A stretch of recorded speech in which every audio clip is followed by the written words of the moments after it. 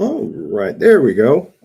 Just looking for a little bit of light there, and I think we have a little bit of light. Hey, welcome back. It is Friday. This is May the 29th. Is that what it is? It's the final Friday of the month.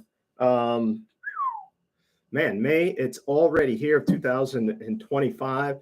I tell you what, it's going to be. It hasn't gotten cold or hot outside, but I'm telling you, the I know the cold is coming soon. It's like I'm skipping right over summer. We don't want to do that. We want to enjoy summer, but I'm telling you, we're going to be running into some cold weather here real quick because it just seems like the time goes by so fast.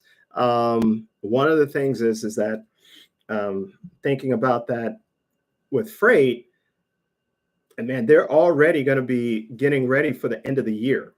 Getting prepared, meaning retailers are going to be getting ready for the holiday season. They're going to be putting in orders where I don't know, but orders are going to be going in, and they're going to be preparing for the end of the year. So it's not too far fetched to be thinking about the cold weather and what's to come. So really, really interested to see how things come along here in the new year. And I say the new year, I mean the new half of the year. But we're not there yet. We still have June to get through. So let's see. Just gonna clear something out here.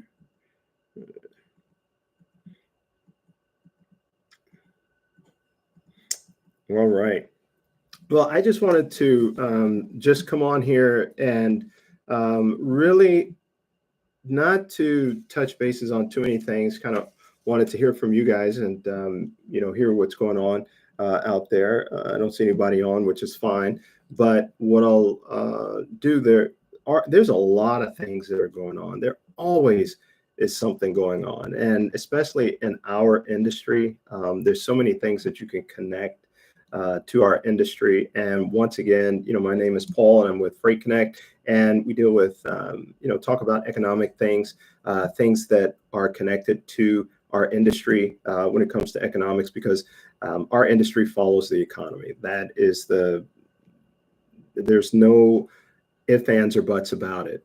Our industry follows the economy. So when the economy is doing really well, we're doing really well. When the economy is not doing well, we're not doing too well. So, so the question is, how's the economy doing today? And what do you think? How do you see the market, the economy, your part of the world? What is that looking like for you? Um, do you see prosperity? Do you see some challenges? Are you expecting things to change in a good way, in a bad way? Um, Obviously, what do you think of these tariffs? I can't keep up with any of it, so I have no idea really where we're at with it all. I know that there is still the tariff war going on with China, and that keeps going back and forward, and it just seems like I don't know, almost like a gossip column is what it's like. It's almost like if I go into the store and I see a magazine and I read the headlines and then I keep moving, But um, at some point, it's really going to have some impact on the consumer. I mean, I know that it does now financially, but mentally, of course, and with businesses not being able to make decisions, that makes it tough on them, which ultimately is going to make it tough on the consumer, whether it is because of not knowing how to hire, not knowing what type of product to purchase or to put on the shelves. What do people want? What are people going to buy? All that comes into play. And does it impact us in the short term, or how does it impact us in the long term? It's more of kind of a wait and see, and then let history, write what happened. But looking at things and trying to figure out what to do now, that becomes the challenge, and that becomes a challenge for all of us, whether we are because we're all consumers, but at the same time, again, in our industry, we have a business. We are carriers, and we have to decide even as brokers, you have to figure out what's going on. As a broker, you're looking at other businesses, right? You're calling out to businesses, whether they're your current clients, your existing clients, or you're looking for new opportunities. When you reach out to them, and if they have no idea as to what's going to happen in a week or two or a month or two, that makes it difficult. That makes it difficult for everyone. So what do? I mean, you continue to stay in contact with them and work to build those relationships and ultimately have an opportunity. So you got to figure out, what do you do now during these times? What is it that you can do to so that when things do turn around, you're able to be in a position where you can prosper? Okay, so regardless of whether you're in a position where times are good or times are bad, there's always something to do to put yourself in a better situation or a better position. There was someone I had talked to earlier, I think it was this week, and we were talking about some things that we offer, and they were like, we're just going to kind of stay put, and we're just going to look for things to get better. And that has been the philosophy. I think when you go way back, a lot of people would share that in our industry and say, hey, when things get better, then that is when I'm going to make a move. When things get better, I will then decide what to do. I'll wait for things to get better. And in the meantime, we don't know when things are going to get better, right? We don't know when that time where we say, all right, I'm going to make a move is going to come. And when I say make a move, generally they're talking about, all right, I'm going to buy another truck, or I'm going to go ahead and take this program, or I'm going to do this, or I'm going to do that. And that's because it's safe. It's safe to make that type of move. Now, you don't always, in situations, you're not always looking to make a move where you're going to invest in equipment. That move is reserved for a certain time period, right? A certain scenario. But when you decide, when you take notice that things are pretty challenging, there are moves that you can make during that time period, right? There are things that you can do to put yourself in a better scenario. Now, the thing about it is that it's not necessarily that you have to position yourself so much to make a move. You have to educate yourself in regards to what's happening, what's going on, what are some of the things out there that you need to know. Basically, I guess during this time period, it's definitely a good time to not just learn, but get to understand what's happening, whether you are watching the news, but then you're digging deeper, to find out really what's happening, to find out what happened in a similar time period like this, when this situation occurred in the past. Do your homework, do some investigating and see if there was some similar periods in time as today. And, maybe there's some moves that you can make based upon that. When we go back in time, there's, we can go way back, you can go back to the panic of 1875 or 1873, I believe it was, and, there was a bank run where people panicked. They went and they took money out the bank. They were concerned. I think it was the European investors. They had gone through a stock market crash over there, and a lot of them were heavily invested in the U.S. railroad. And so those investors, they took their money out, and it caused a lot of these railroads to crash, to go bankrupt. And so when that happened, the banks, I think there was a bank that was really heavily invested in railroad, and it caused that bank to go bankrupt. And then a lot of people panicked, and they ran to their banks, took their money out. And when you do that, then and you start having banks flop. you have a bad situation. And that's what happened back there in 1873. So then looking at that, I mean, there's a lot of things that would prevent that from happening again, especially technology. But you look back on some of those things, and you kind of get an idea as to what happened then, and then you can look at the markets and see what's going on today, and try to determine, hey, you know what, maybe I need to focus in on this. Maybe there's something here, good or bad. Good or bad. Just like the 2008, 2007, 2009, the housing market crash. That was a very interesting one. I remember I was, where was I at? I was on a job, and a guy I knew from years ago, we had worked at another company, and he was hired, and we were talking, and was it during that time period?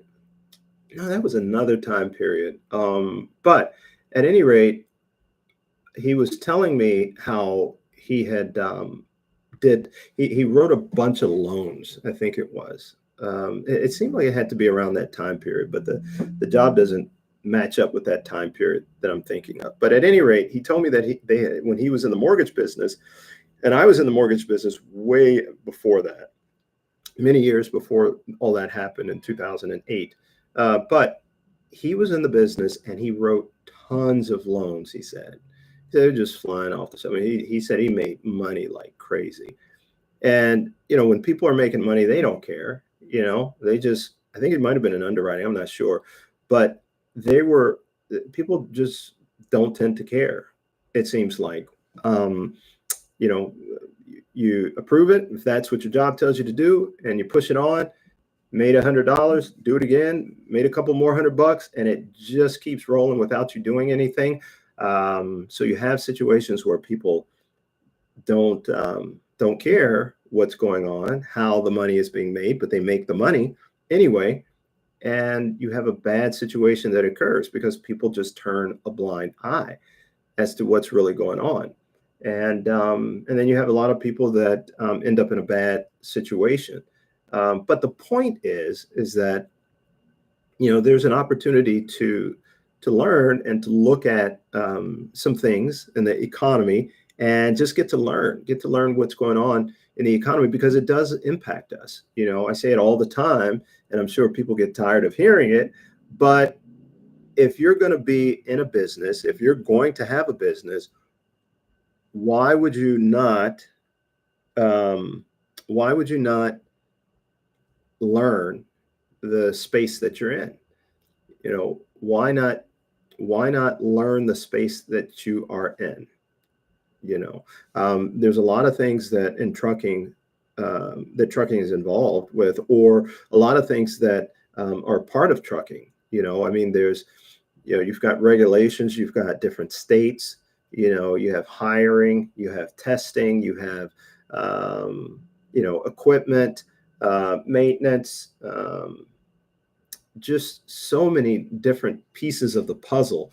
There's brokers, there's carriers, there's shippers, there's dispatchers, there's new equipment that comes out all the time. There's different programs, factoring companies, um, insurance. I think I said that one.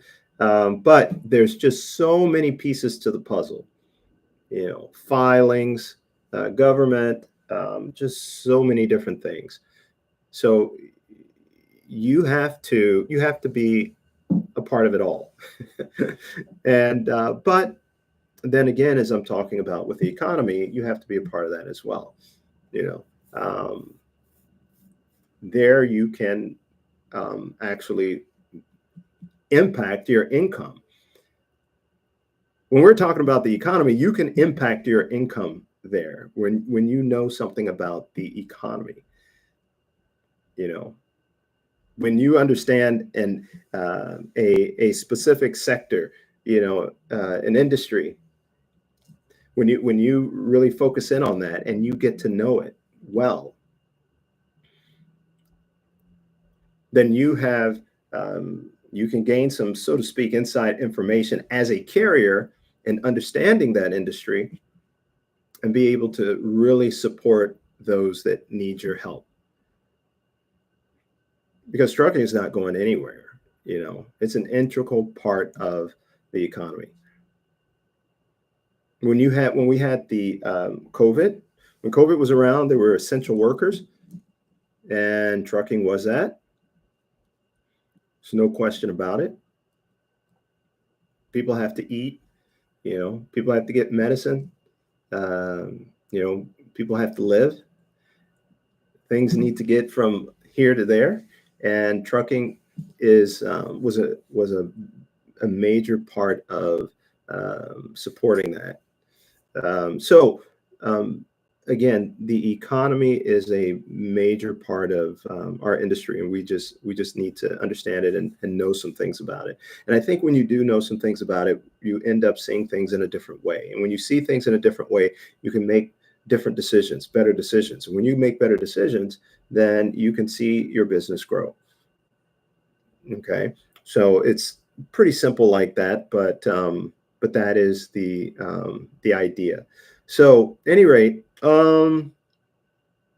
So we're coming up on the end of May, getting into June. June's going to be, man, it's going to be the end of, well, it's the last month to the second quarter. We're going to be getting into the third quarter, or third quarter already. Well, I'm not going to rush it. That's July. For us, things tend to slow down in July.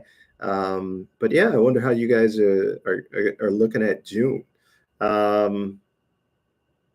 Wow, since we're close to, we created, I would love to do this. We sent an email out, but we have where we can actually, I'm not going to say predict, what is to come, but we developed something where we could actually look into the future and determine, what's to come. Everybody's trying to figure that out. I totally get that.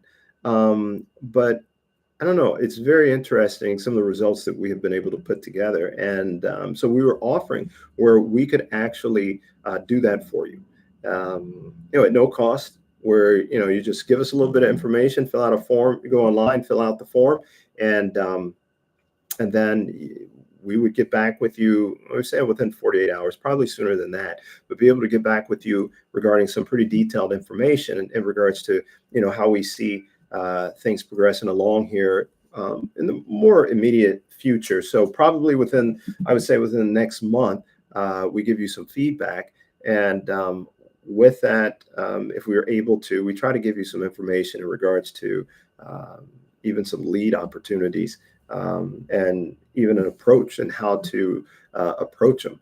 So, if you're interested in that, it doesn't cost you anything. Where is it? Let's see. It's not. That is. Let's see. How do I do that here? I think I can. I'm going to try this. Okay.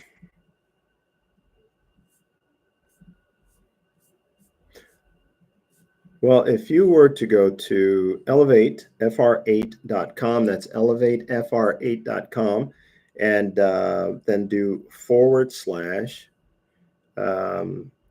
free mini, MINI, signal map. That should get you there. / free mini signal map. And it should bring up a form, and it should allow you should be able to fill that out, submit it. We'll get that information, and we will actually create a like a mini report, and it will give you information in regards to any lane that you're interested in. It could be Kansas City to Dallas, could be LA to Atlanta, Alabama to the Northeast, whatever you want to put in there. I mean, it could be a tough lane. Could be a lane that you're interested in and pursuing because you have an opportunity, but you just want to get some detailed information about it. We can provide that for you. So if you were to go there, you could get that form, and you'd be able to fill in. It's not a lot of information. I think we really only want like 5 pieces of information, additional information. So you can check that out. Let me see if I can put that in here. Okay, so that, try to just put it there. See if that goes out. So I'll put that in the chat, and then matter of fact, do it like this. See if that helps.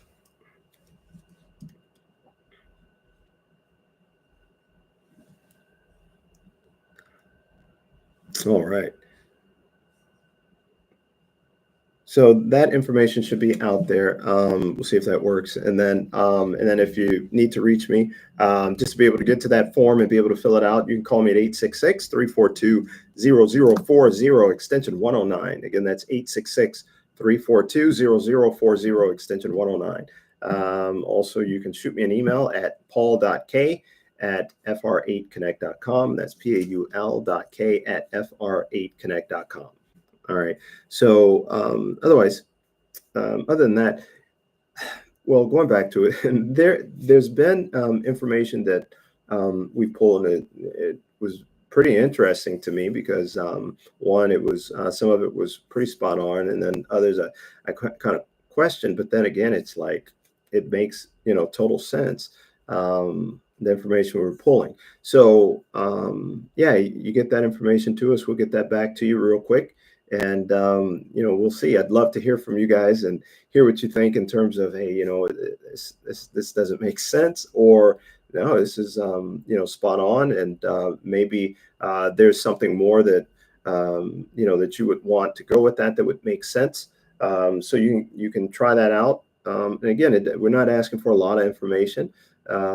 Takes you probably, I guess, a minute, maybe two, to complete it. But yeah, just check that out. Let me know what you think. All right. Okay. So other than that,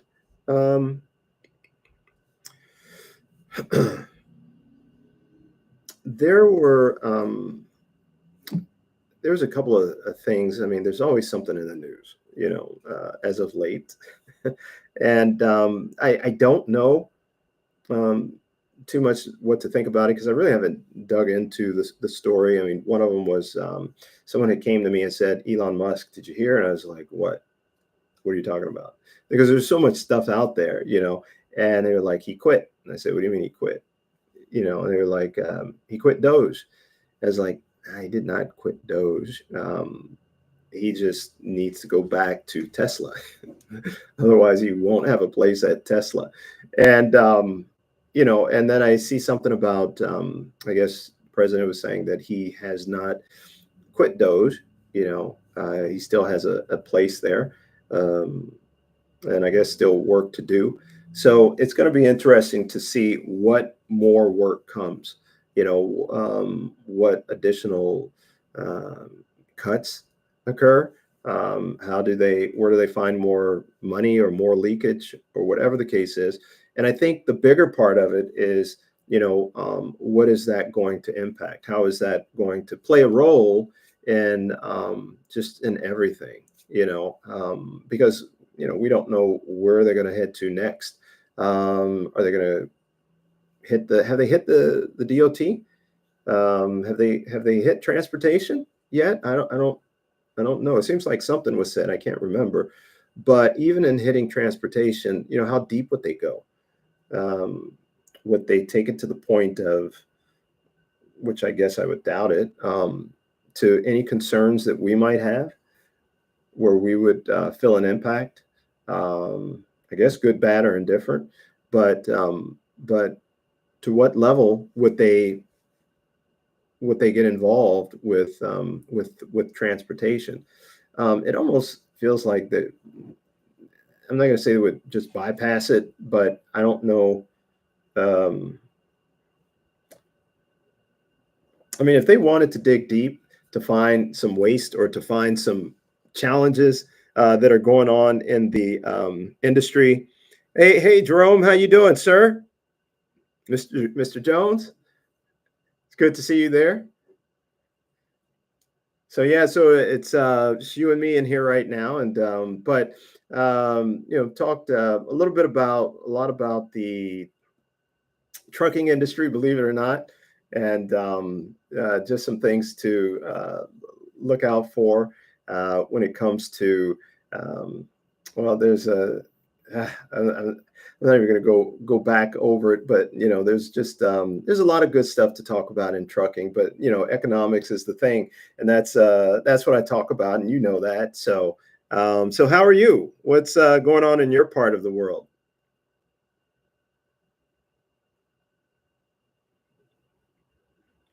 I know you're out there in the where you at? You're out there in the West Coast.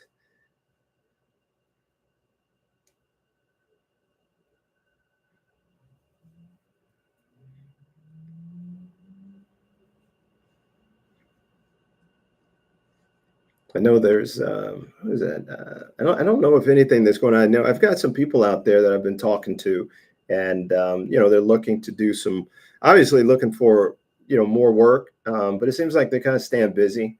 But we're going to see what we can do to help them out. So out there on the West Coast, when they say it's always sunny, I guess in California. Is it sunny out there? Oh, been pretty sluggish. Okay. Well, maybe it's coming off the holiday. Maybe you had a really good holiday, and it's just kind of because getting back after the holiday in our industry, it's always that way where there's not a lot of volume out there. You just kind of take off, right, and then volume picks back up. So that might be it. And but I do share your sentiment. I mean, this week.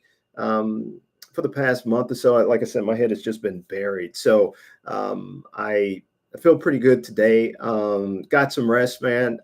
Looking to not be as buried as I have been. So, but I'm doing pretty good. So yeah. So hope you get a little better, not as sluggish. Maybe this weekend will allow you to recuperate and then be ready for next week. You know. Like I said, when we come off the holidays, there's the freight volume goes down, and we see that dip, and then all of a sudden we see that spike. So you've got shippers; they take off. They probably have been sluggish as well, and when they get back to it, there's going to be freight to move. So I don't know what that looks like right now. I haven't checked out the records or the report or anything like that to see what freight volumes have been like. But just historically, I think it's on the safe side for me to say it was there was a dip, and it's gonna come back. Now, as far as that goes, though, the real question is, what are you seeing out there on the West Coast? We do have these tariffs, and the tariffs go up, the tariffs go down, or we're on, or we're off, and nobody knows. But there has been definitely a drop at the ports. I'm hearing that they're saying that what's his name, Sirocco, the head guy over there at the ports, that the shelves will probably not feel the impact of what's going on. But I don't know. I would say there's going to be some impact on some shelves. Now, I don't know what shelves he's talking about. If he's just talking about Walmart or what, but there's a lot of businesses that are having some challenges and don't know if they're going to keep their doors open. Saying they cannot keep their doors open. I mean, if it's at the 10%, it's still a challenge. But then obviously when you get higher than that on the tariffs, then who can handle that? You can have freight coming in over the water, and then all of a sudden there's this big check at the end. Excuse me. There's big invoice at the end, and you have to pay it. And a lot of people just can't do that. So in regards to some shelves, no, obviously it's going to impact some shelves. There's no question about that. So I'd have to dig deeper into what he meant by that, but um, yeah, there's going to be some shelves that are going to be affected. So that means that there will be people affected by it. As far as spending money, there is going to be an increase in the cost of things. But again, we just see this thing going, you know, going back and forward. And so the question is, really what's going on? And I understand you have to go through some things like if you're negotiating, let's say you're an athlete and you're negotiating your contract, you know, the news might report something different than what's actually going on, right? The news is going to report whatever information they get. It's not necessarily that they're going to be the cameras are going to be in front of both sides or even one of the sides, and that side is going to be filtering all this information like we have with the president. You get information from him daily, right?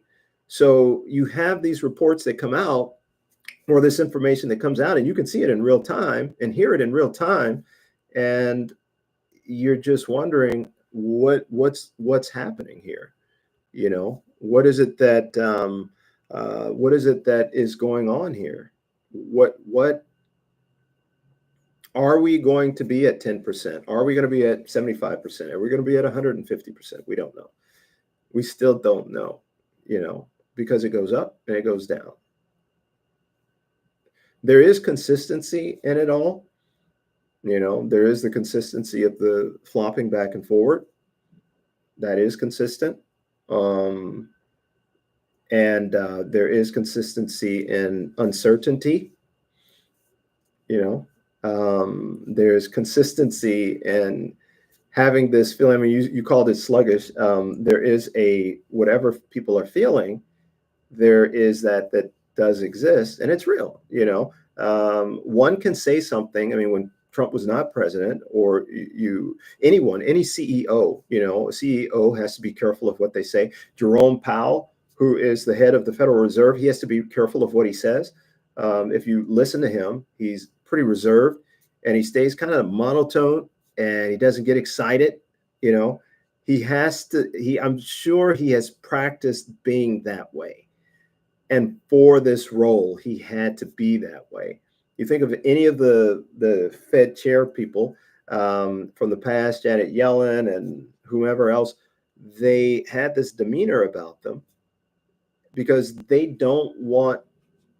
understand how, whether you're an investor, you're just an individual, based upon, we go on feelings, how we feel, and we make decisions based upon that. And if he's always excited, or he's always talking about that the house is on fire, he knows that these things will move the market, meaning will make people do a thing, will help influence their decision. And so he doesn't want to do that, but he wants to give the information, right? And some of the things that he has said recently can cause investors to make certain decisions based upon some things he's recently said. But again, going back to, as I say, with the athlete and negotiating, you have to negotiate, and it's behind closed doors, and we just hear this secondhand as to what's going on, but we don't know what's going on. When they have whatever they negotiate, it doesn't impact us. It has no relevance on us, other than I might want this guy to stay on my team, or this girl to stay on my team, but if they don't, I'll find out and I'll be upset or whatever. But as far as the negotiating process goes, it goes on. It happens. It has to. In anything that there's the president, as far as what he's talking about, the only thing different is that he negotiates in public, and then there can be that public opinion, and people react. So they listen to what he says and then they react. Now, the problem in that is this: if you continue to say a thing or do a thing and people see that pattern, and that pattern results, and then there's this result that happens every time, then that is what you're going to be known for, right? You're going to be known for saying something and this being the result, whether something does occur from it or not. So as he continues to do this and go back and forward, you know, it's not going to be it's not going to be a situation where it holds weight, unfortunately. And that is the problem. You know, things it has to hold weight. It's got to hold weight. Good afternoon, Chief Freight. How are you? Good to see you there. We just decided to come on here for a little bit and then hop off and enjoy our weekend. So hopefully you're doing pretty good there. How's your weekend? If it started already, or the end of it's the man. We're coming up on, like I say, the end of the month already. It's already the end of May. We're going to be heading into June.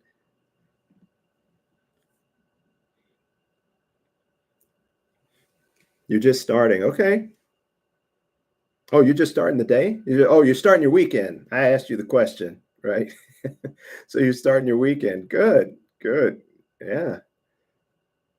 I mean, we had the holiday weekend, and now we're going to be going into another week or another weekend. And I was just saying that when you have that holiday weekend, there's a dip on the other side in freight volume, and then it picks up the following week. So was freight pretty good for you, or was it kind of slow this week? And are you anticipating next week to pick up for it to pick up?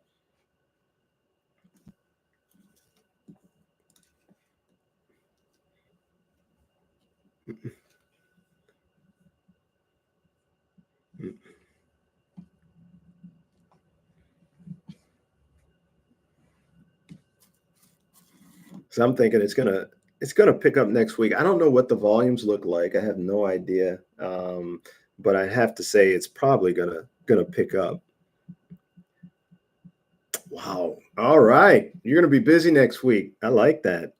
I like that. So this week you must have been a little slow, huh? I mean, I don't know, but gave you an opportunity to set yourself up for next week and get it going. That's great, man. That's great. How many trucks do you have?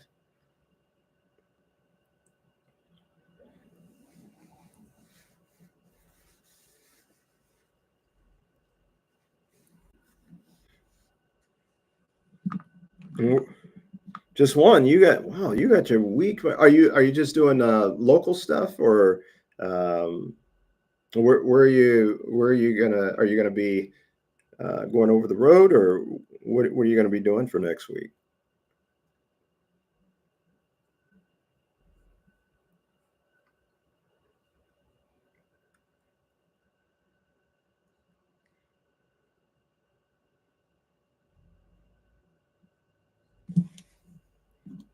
Because that just one train, five loads. That's good. I'll let you sleep this weekend and just get ready for next week. Yeah.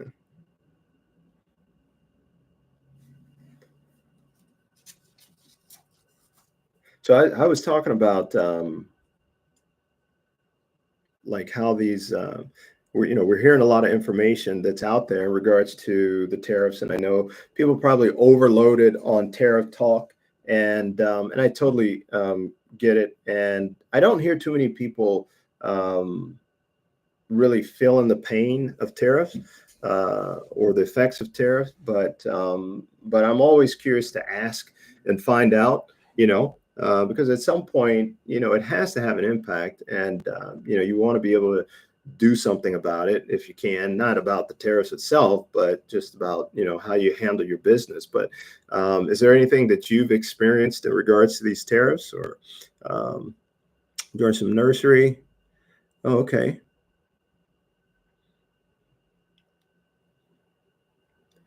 Great. That's super.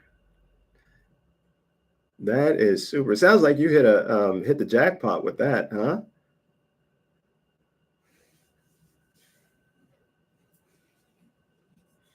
That is good. So is that through a broker or do you find your own freight?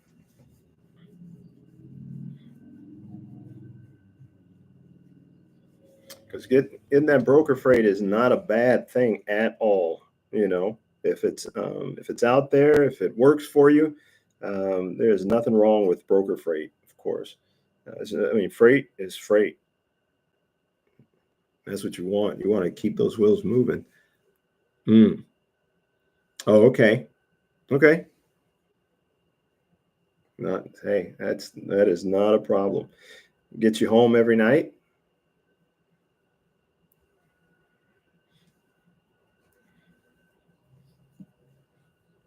And is that nursery loads too?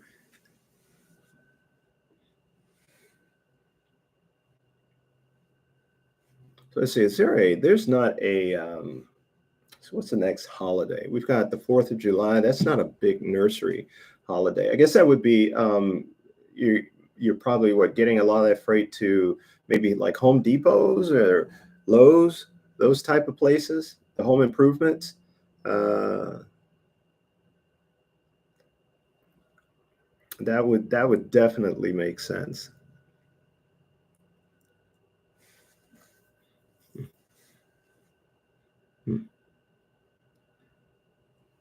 Wow, 80%, huh? 80.3%. I'm impressed. I am totally impressed. That's great. So has that been working for you? Is that a good thing for you to have the direct freight? And how are you doing it? How are you getting it? What's been your secret?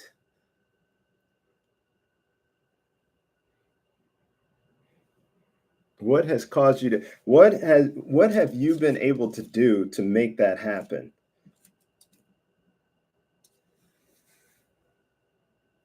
Now, I'm sure it's part of it is I'm sure it's your personality. It's got, I mean, I tell you what, to be honest with you, people they like to work with people they like, you know, and I mean, who wants to work with somebody that they don't like? So that's definitely a big part of it.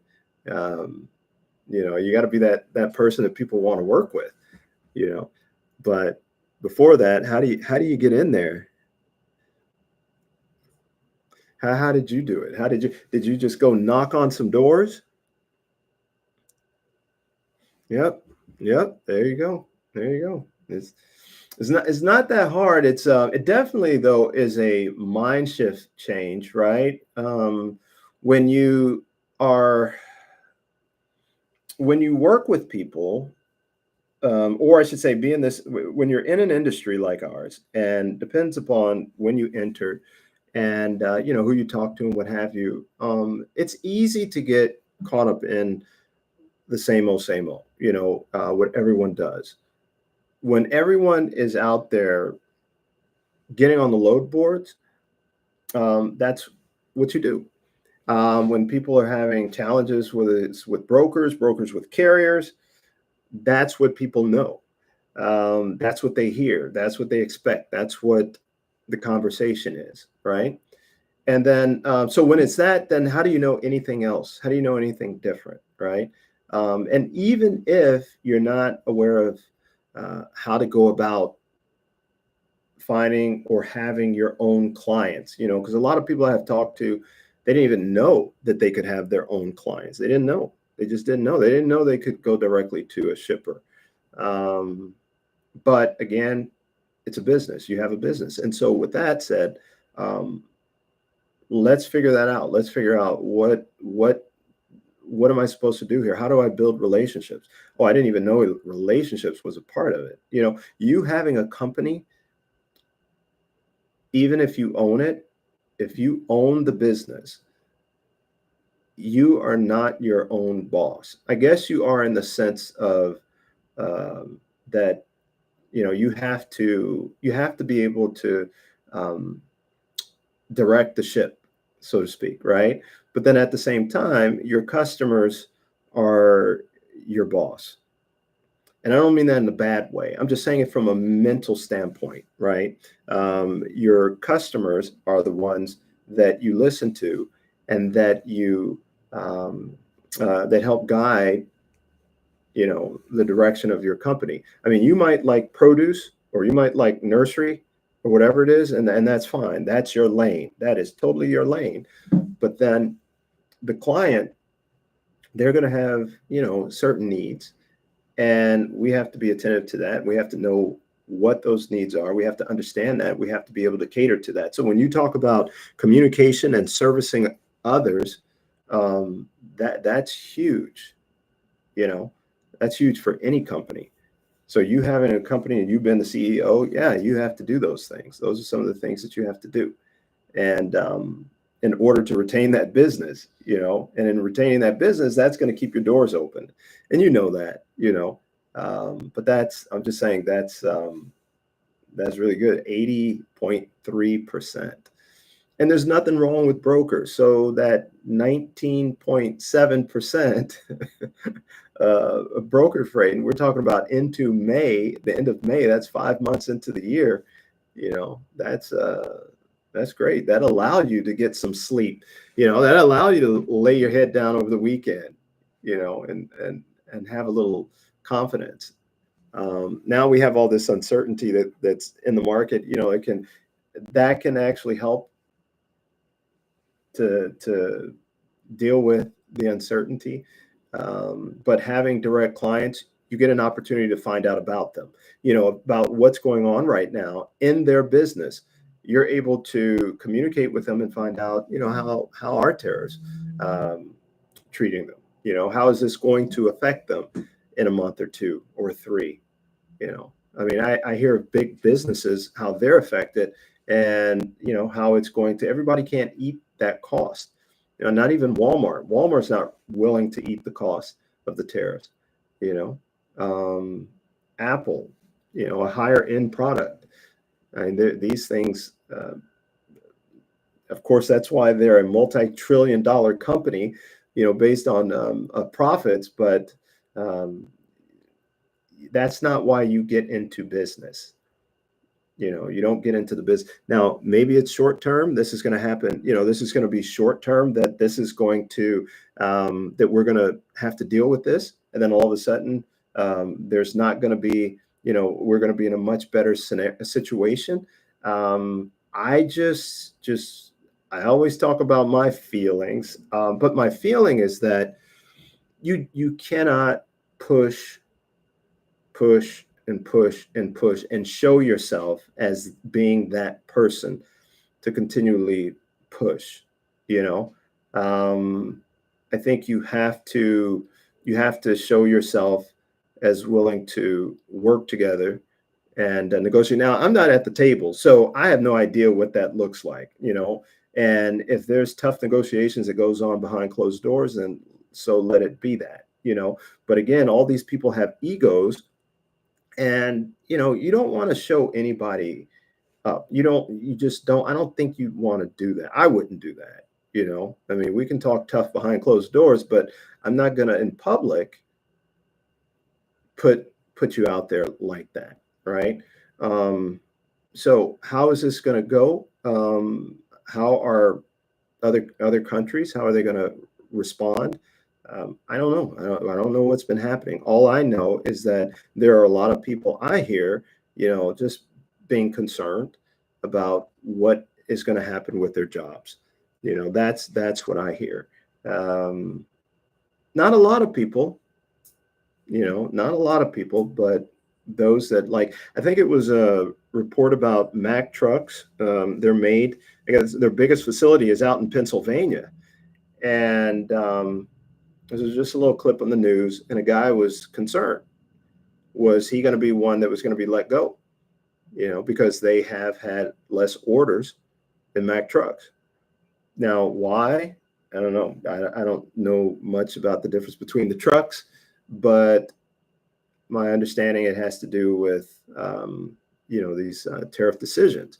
So if that's the case, and he would not be the only one, but obviously there are people that would be laid off, and that that becomes a concern. And then you have it going on throughout I mean, this is up in Pennsylvania. I mean, Pennsylvania was they're pretty rich in manufacturing and what have you. So that whole economy, could possibly get hit pretty hard. But it's a real thing. It's a real thing. You might know someone, that's dealing with it. I might have a family member, might have, I don't, I feel it, I do. I don't talk about it much, but I do. I feel the effects of these decisions. And, but again, what's going to happen on the other side? I don't know. I really, really don't know. I can assume, I can speculate what's going to happen. And that's what I do a lot of anyway, especially focused on economics, always looking at those numbers and trying to figure out what's about to happen or what is happening. Why are the things that are going on right now, why are they happening? And uh, again, I can assume, but I don't know. I don't know what's going to happen in a month or two. It's going to be interesting. Like I said, we're coming up on June, and then we're going to hit July, which is going to be the second half of the year. You tell me, what do you think? What do you see happening? Do you see nurseries? Are people gonna still? I think people still gonna go to your Lowe's, and they're gonna go to Best Buy, and they're still gonna buy those things and do things around the house. Are they big projects? I have no idea, but I know people will plant flowers. Flowers make people happy. Being out in the garden makes people happy. So that definitely will continue. It's a low budget thing to do. Uh, Mow the grass. Some people don't care to mow their own grass, but I find it pretty peaceful. Be out in the yard, especially on the weekend, especially when you can go home on the weekend and you can do some things around the house. Um, but I think that nurseries, uh, that's probably a safe business. Um, No, I was going to say vehicles, cars, but I don't know that I don't work on my car. I don't do cars. That's not something I do. Um, I did back in the day before everything went electric. Before everything went electric, it was I could look at a manual, right? I could read a manual and I could figure out how to obviously change the tire, how to do my oil, how to change the gears, change it was so many things that I could do. Um, and I enjoyed it, right? But then when I got my first car that had an electric component, I said, I'm not touching this because if I do, the warranty's gone and my car won't be running. So I didn't touch it. And then as time went on, these things became more so sophisticated. They're no longer a car, not the way I knew it. I mean, back in the day, I don't know what you remember. I had a car where we had to push the button down to lock the car, and then you had to pull it up in order to unlock it and get out. I didn't have anything to hit a button and to lock someone in the car. I didn't have that vehicle. That wasn't my first car. I had to roll down the window, and sometimes that window did not go up. So I had to figure out what's going on. I had to fix it. I didn't take it in to get it fixed. I learned how to fix that. So that was my experience with cars. At least me working on them. I mean, I would do. Uh, I think I couldn't get my car out of park. It was something going on with the shifter, and I went in and I ended up pulling that all apart and fixing that. And I really, really, I think that if cars had not became so sophisticated, um, I definitely would have been fixing a lot of people's cars. Just helping out friends and things like that. But um, yeah, that's not something that I do. And then even thinking about it as we move on to the next phase uh, of technology. I mean, there is so much technology that exists right now, and of course, the big name that was a very popular term, AI. I don't know. I'm all about AI. I really, really am. I mean, I don't know what you guys think about it, but I'm really a fan of AI. At the same time, it's kind of like um, there are things that you want to be concerned with when it comes to AI. But I really think that I've always thought this. there were things that I wanted to do many years ago that I could not do back then because certain things didn't exist, whether it was with my website or just with, um, I don't know, anything, where like with bills. I hated doing bills. I used to sit around the house on the weekend, take that one day out of the month or whenever it was, and I would have all my papers, all my bills set out, spread out, and then I would have my checkbook, and I would go through them one by one and write a check. Then I'd have to balance the book, and I had to write on that bill, file it away, and then I had to do the next one.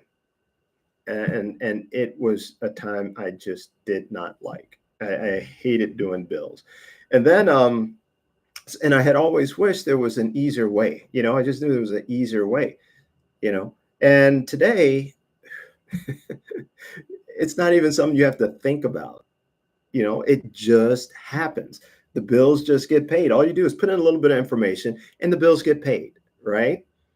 And you're done. You're totally hands off. All you have to do is make sure there's enough money in there, right?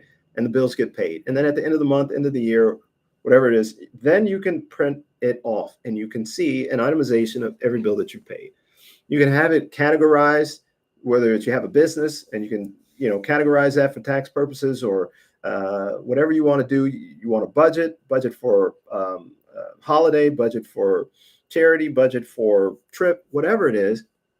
It has made it so, technology has made it so easy to do that. Calculators, remember back in the day, I had calculators. Taking economics, we always had a calculator. We had the scientific calculator. And, it was interesting, but it was, I would call it, what do they call it? They called them, they used to have computers. They were called dummy computers. Is that what it was? And then you had, and that was ones that you just put information in. It would just receive information. Then you had the other computers where they would compute something and give you a response, give you some information back. So that was cool, right? And this is at the job. You didn't have this at home. And then as time went on, you had these supercomputers that could do things, could actually create some things. And that made it interesting. And then you had it where you could have these computers at home and do some things with it. And so going from when I was a kid, with the Commodore 64 and the Atari, and then coming all the way to where we are today, one, it's amazing, but secondly, it just makes sense, where we're at today. It makes total sense. So when I speak about AI, it's almost like AI has caught up, it's caught up with technology. It's like, where have you been?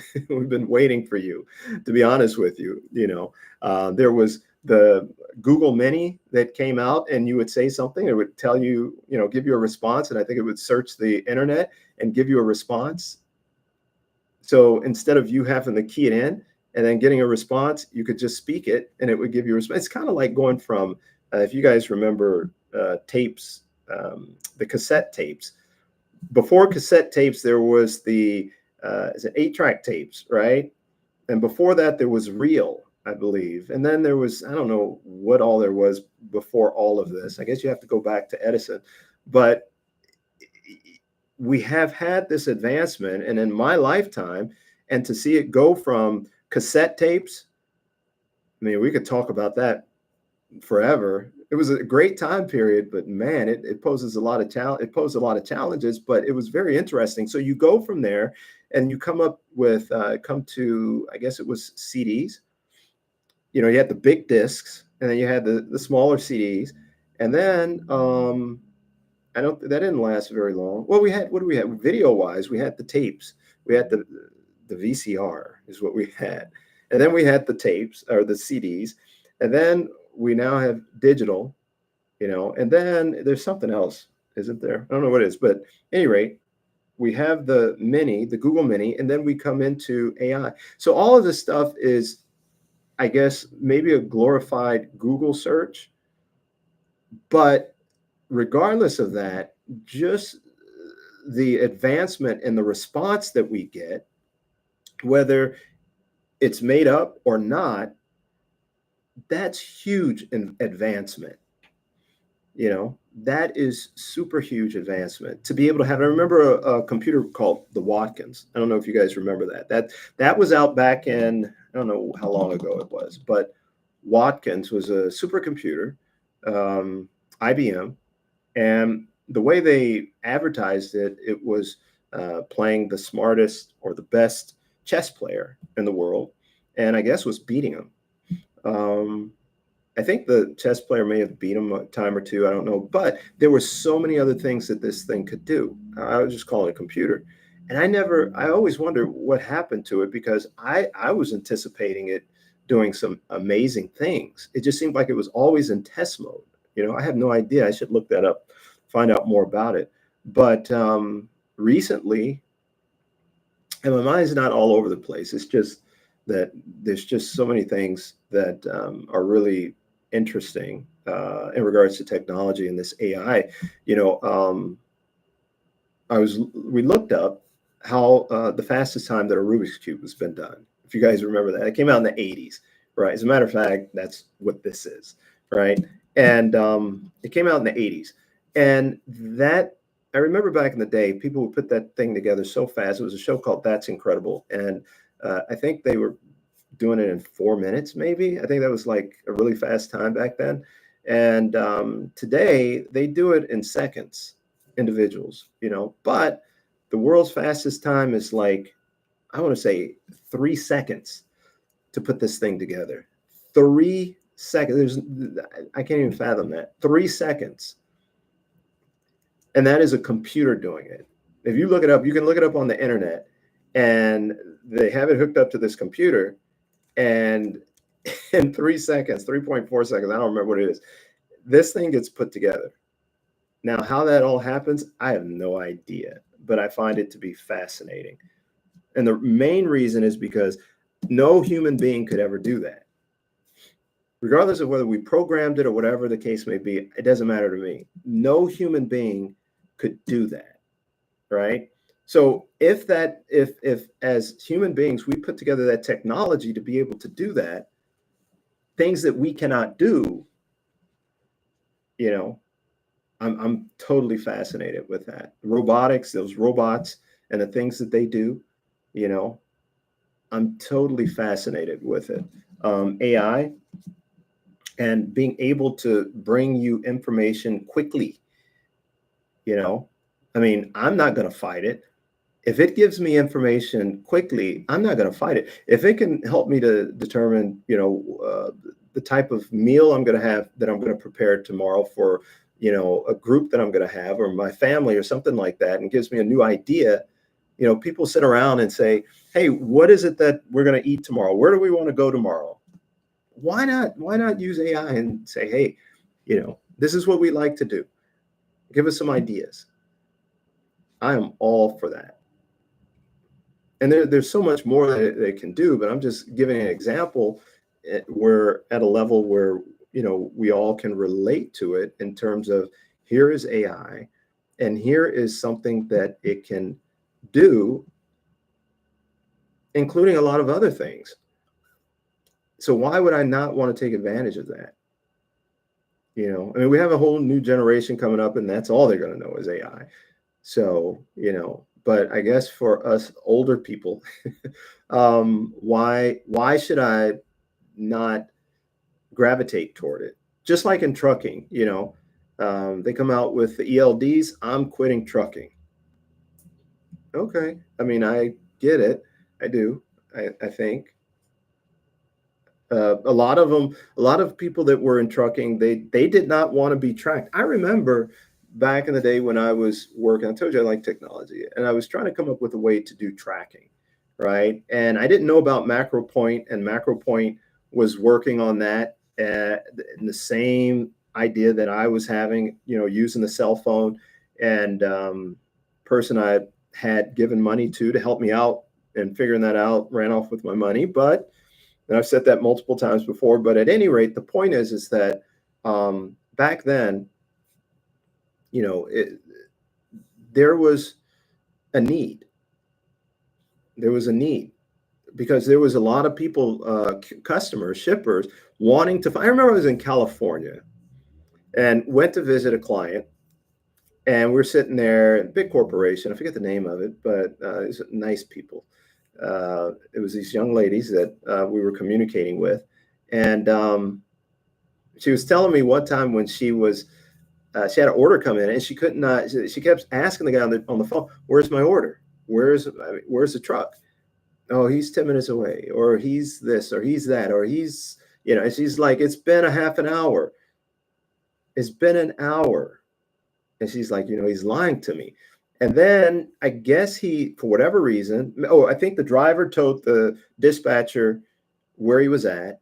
And then he relayed that to her. She said she knew where that point was. She went out to that point, I think got in her car or whatever she did. And she said, I'm right here. He is not here. And I don't know what happened from there, but I mean, I think basically she called him in a lie and probably didn't work with him again. But it was a big deal for various reasons in regards to if you had the ability to know where that truck was, that was huge. But a lot of drivers did not want. It was like, you're infringing on my privacy. I don't want you to know where I am at. I don't want you to know what I am doing. I'm not going to answer my phone. And that always, to me, just did not seem right, because you have this person's freight. And maybe you're saying that they're calling you too much. I don't know. But the point was, we can just give some information and I think you'll be all right. This is exactly where I am at. Now, if you don't like giving the information, let's develop some technology that will show where you're at. And if that technology can then, keep them appeased, allow you to do your thing, why not? This is business. You have their freight. They do have the right to know. They should know. They should know where your freight is, their freight is. And especially if they are trying to coordinate, because they're running a business and they have clients. So you are a part of that whole process. You make a difference, you see. Yeah, if we don't show up, if we don't exist, the economy stops. So therefore, we need to be glorified. But at the same time, we have to understand that, and I'm not saying this in terms of, I'm just saying back then, that was a reason why I had wanted to develop a tracking system, some kind of way to use your cell phone and be able to track where that shipment was. So as we go along in regards to technology, there has been the macro point, they've been around and they've done really well and been successful and all that good stuff. So it was something that was needed and has helped out. But a lot of people, again, did not want to be tracked, and they quit the industry, I guess, because of it. There can be reasons, but again, this is a business. So then maybe at that point, you're not cut out for this business. This business is not for you, and that's okay. You come up on the ELDs, same situation. Slightly. I mean, that's part of it, right? Obviously, the other part is I need to make my money. And so if I'm being tracked and I have to do this and I have to do that, you're cutting into me making money. And the way I looked at it was, well, this might even help with detention, because you got to get in, you got to get that truck in and get it out. They don't have time to sit around and, waste time.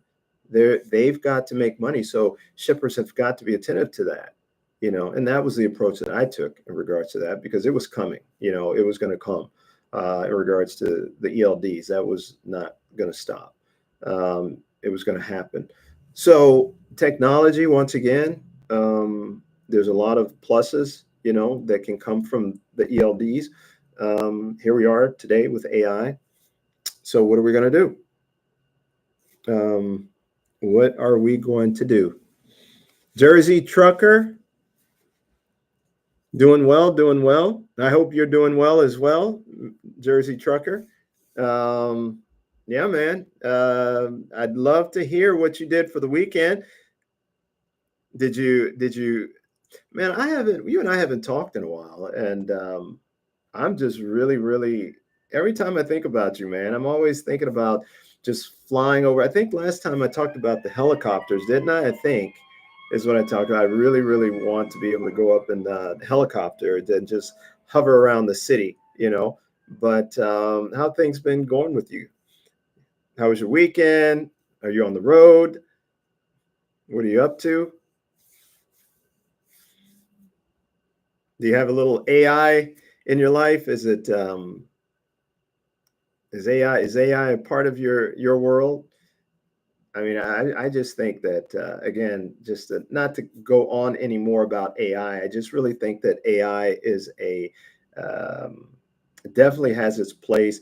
It's going to get better. There's a lot of horrible things that can come from it, you know. So I'm not trying to ignore that, but I think that there's just so many good.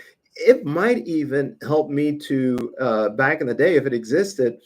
I probably could have used it to work on my car, you know, even if I got a more advanced car, you know, there's things I use it for certain things that you know, things that I would never have been able to do in the past. You know, it's helped me out a lot, you know, and I think that if people, I don't know. I know I talked to someone about a week or two ago in regards to AI, and you know, they just called it it's a just a glorified uh, search, I guess, search engine, and glorified. I will say this: in the United States and probably around the world, you have to think about it in this way. This way I look at it. Innovation is amazing. You know, you take something that exists and you make it better. And if you really want to look at it in a different way, I look at it this way: you take yourself and you make you better, right? That's innovation to me. You know, if you can take yourself and you can make yourself better, you didn't go and throw yourself out and recreate something all new or something to replace you. You know, we can call it reinventing ourselves or whatever, but innovate, innovate. We can, you know, transform. You know, you might be an individual who thinks, you know, that likes clothing and then who likes, I don't know what else it would be.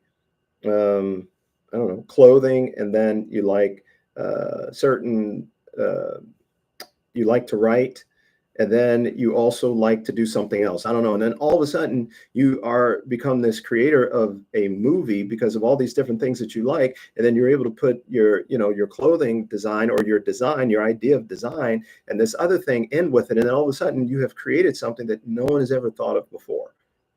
You know, so I am just totally cool with innovation. So if you're talking about it being a glorified internet or search engine or whatever the case may be, bring it on. Let's go to the next level. What else we got? You know, we were never meant to stay the same.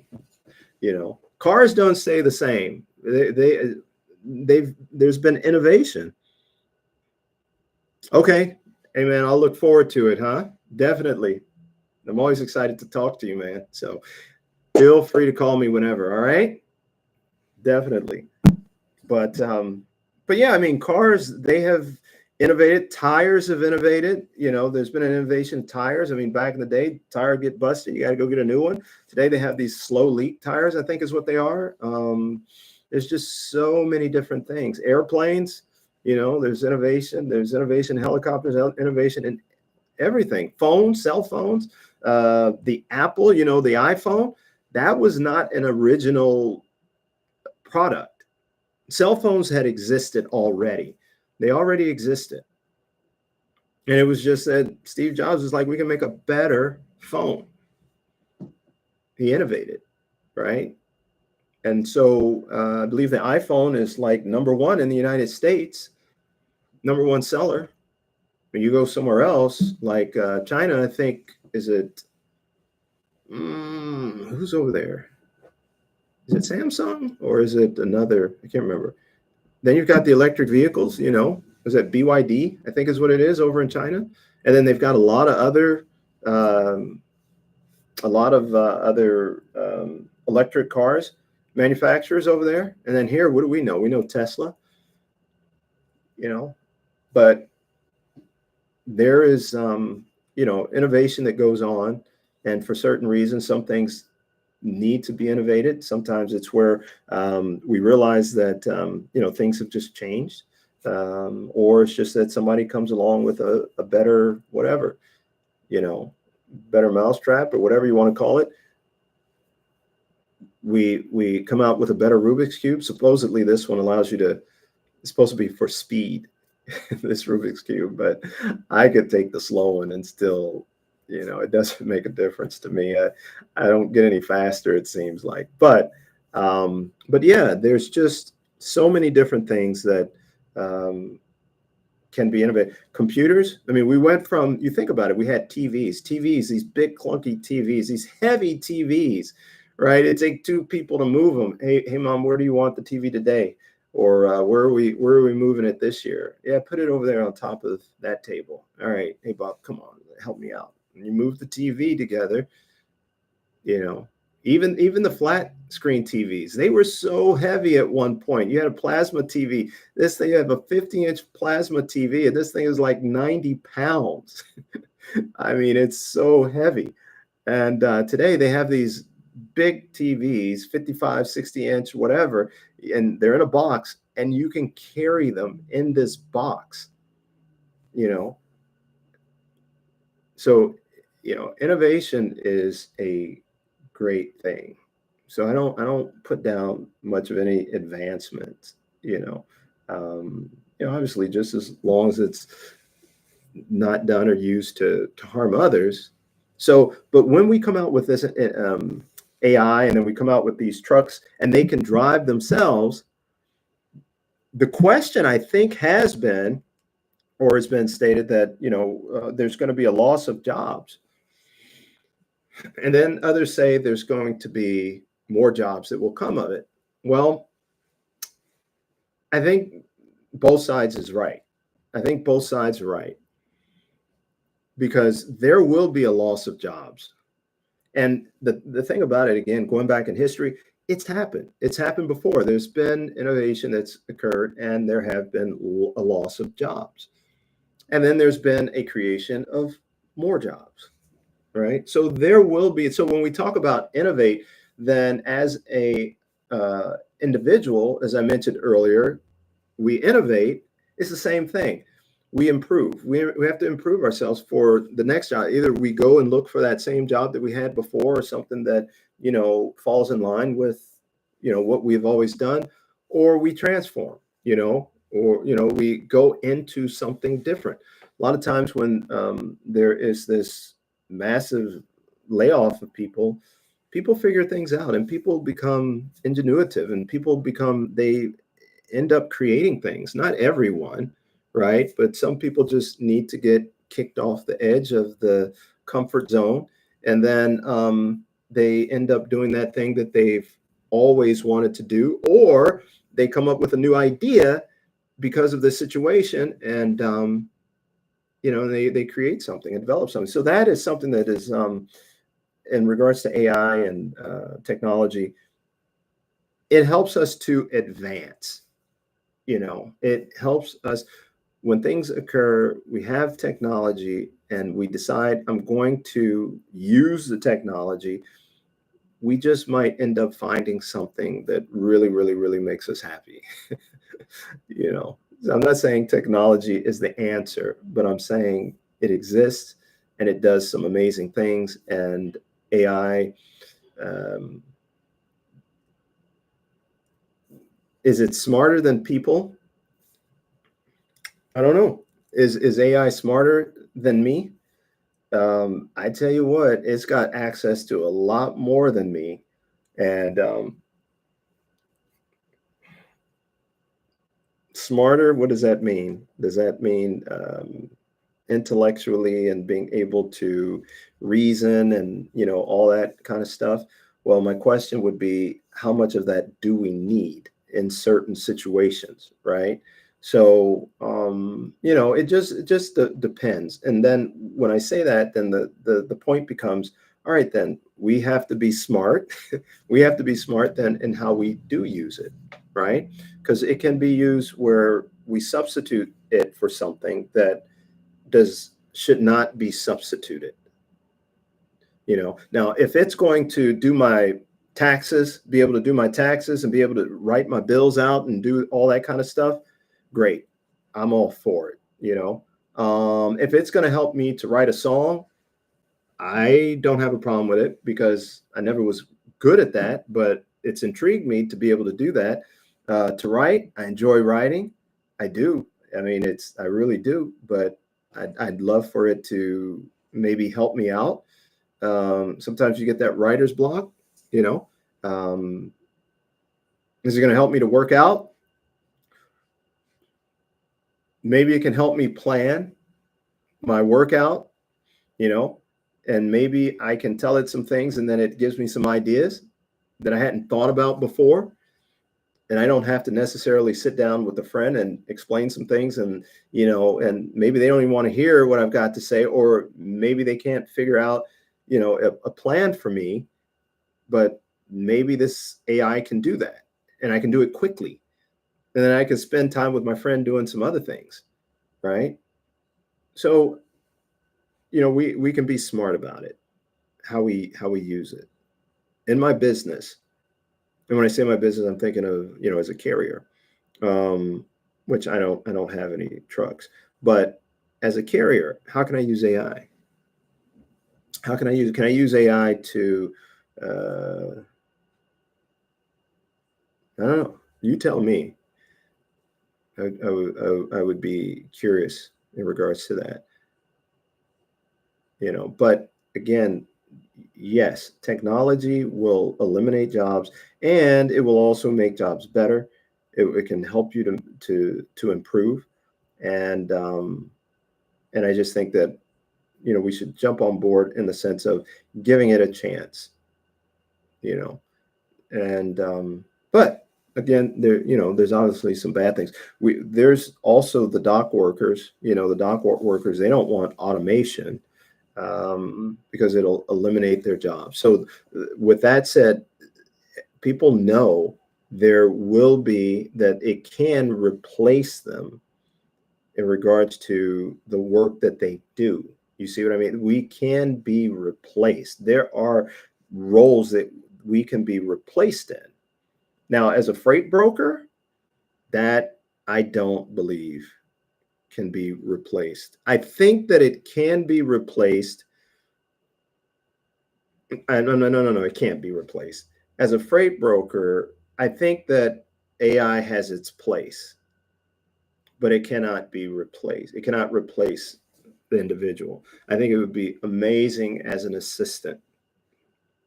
Totally amazing. I remember when I was a freight broker, it was such a challenging experience being a freight broker. And I don't know what it's like today, totally fully, but I know back then, I mean, it's kind of like this, like I would say, and I don't know if this is true, but freight brokers today, they couldn't do what we used to do. And I'm only saying that because I think that there's a lot of advancement again in technology that could really help freight brokers. And I don't put that down because I would have wanted it back then. There's a lot of things that would, and if it doesn't exist, it should exist in terms of the way I'm thinking about it, like with carrier packets. I mean, that I don't think should be a thing. I think that AI can help out in regards to fraud. I really do. I think there's a way that can, and maybe it exists. I don't know. Um, but I think that there's a lot of benefits that can come from AI into our industry like that. Um, Man, but back in the day, working as a freight broker, we worked some hours, you know. I know a lot of people don't really, as carriers, maybe, at least from what I've heard, don't care for freight brokers. But as freight broker, at least for us, my experience, um, I could start off the day and think I've got a lot of loads covered, everything's cool, and then things fall off, and then I'd have to, recover them. And some of them, I had to go back to the client and tell them, sorry, the load fell off. That's one of the worst things to do. That was, for me, it was as a freight broker to have to go back to my client and say that truck fell off, and to go through the day hoping that everything sticks, knowing that it won't, And then some days where you only have one or two loads, and you're just hoping those two stick, and you have to go through that whole day feeling that way. And at the end of the day, um, even if it got picked up, because some of those carriers, man, they would take you all the way to the end of the day. Okay, you said 4:30, right? It's the latest we can pick up.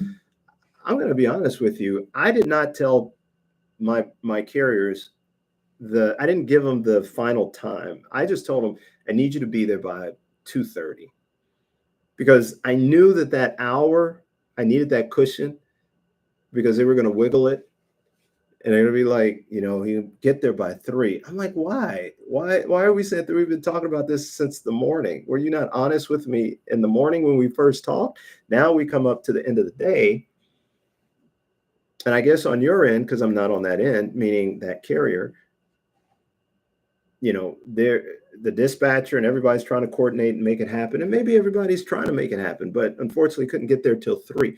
But for me, I had to deal with that all day. That was, it's like if you got it and you picked it up and I knew it was on there and I got confirmation, everything and all is good. Oh, that was a good feeling. But to go all the way to the end of the day and to wonder, is this thing going to get picked up? And even if it got picked up, then it's a matter of obviously getting it delivered. You breathe, have a sigh of relief.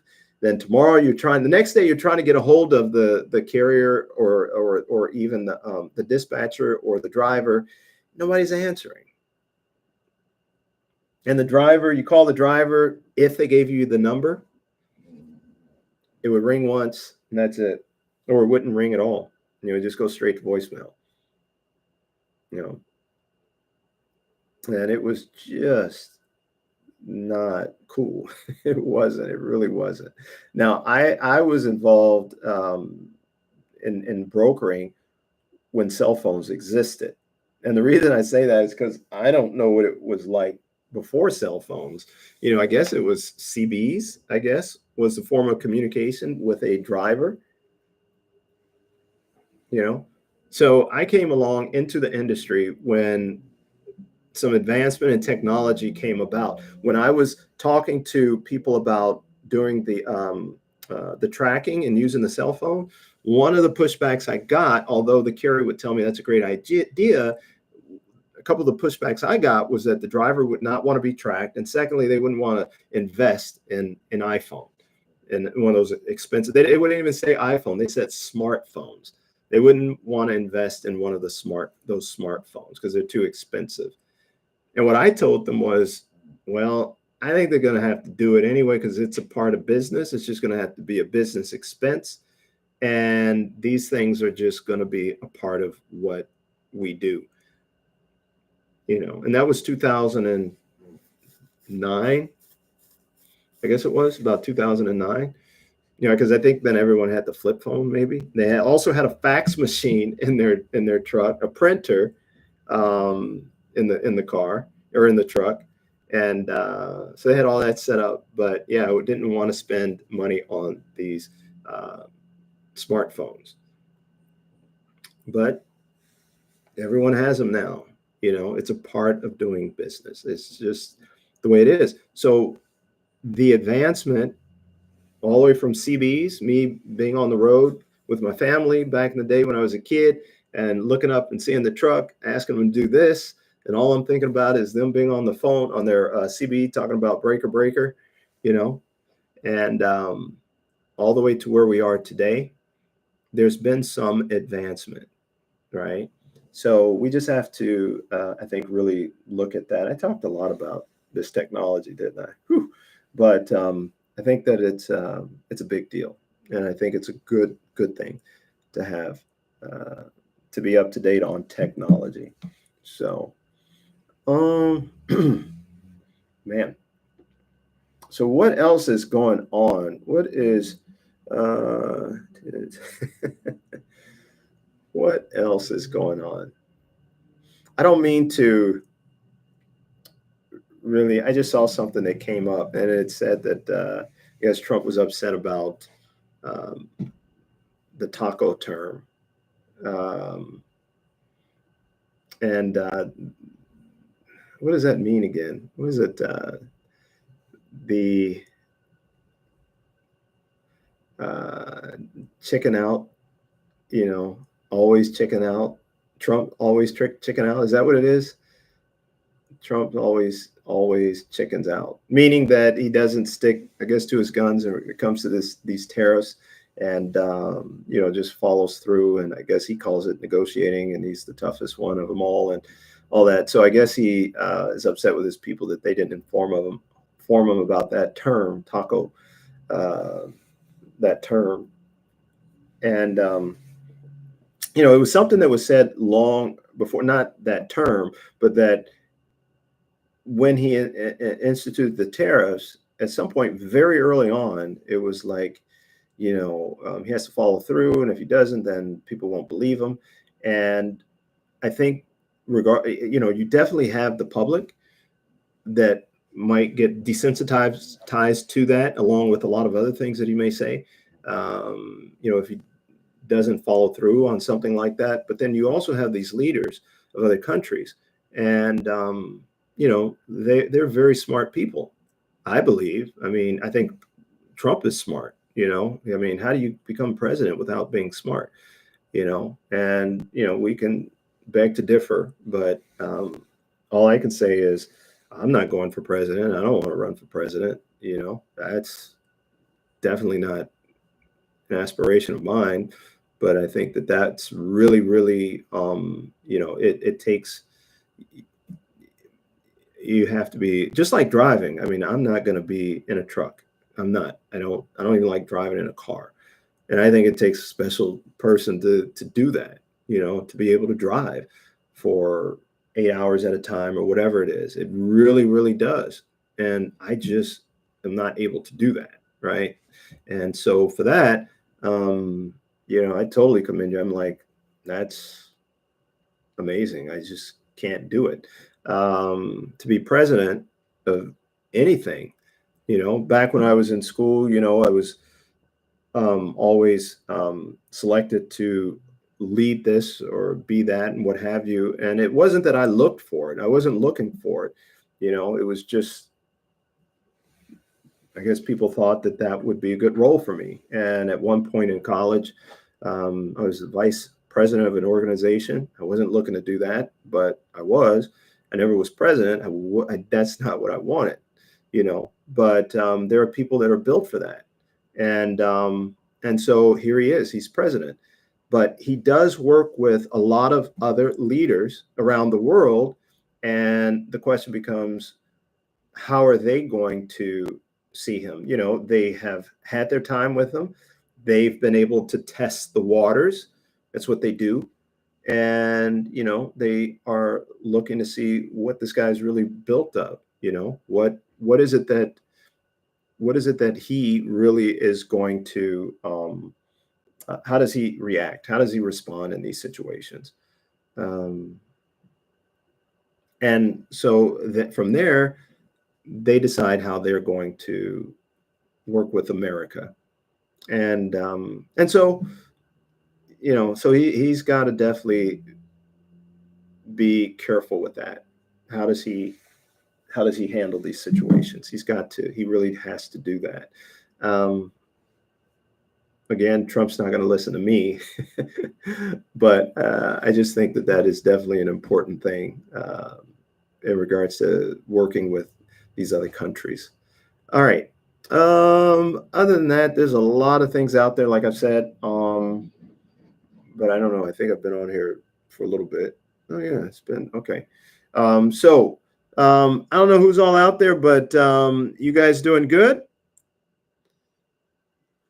I hope you guys have a great weekend. Hope everything goes well. Oh, and then again, in regards to if you would like to, I do have again where you guys can complete a form. Tell me what your maybe your tough lanes are. There's a section there and it says, "Hey, this is my challenging lane."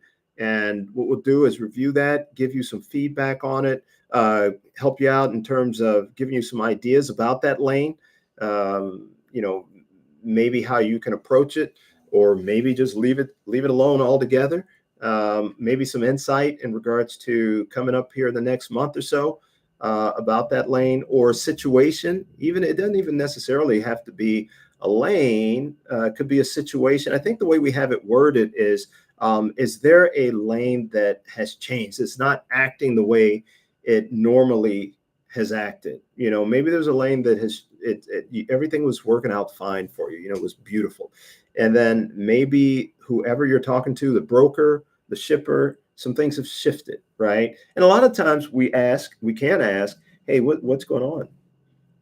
And as we may not feel like we're getting the truth, you know, but at any rate, if you have a lane like that, feel free um, to go on there, go online and fill out that information, or again, give me a call and I can direct you how to get there to be able to do that. Number here is 866-342-0040, extension 109. And again, 866-342-0040, extension 109. Or you can send me an email at paul.k@fr8connect. You can also go to Elevate, but I have to tell you how to get there. I did put it in the chat. I'll just throw it in there again. And this will get you right to the form. All right, how did I do that? There we go. Boom. Yep, that'll get you right to the form. So, yeah, other than that, you guys have a super weekend. Be safe. You know, God bless. And we shall look to see you next week. Take care.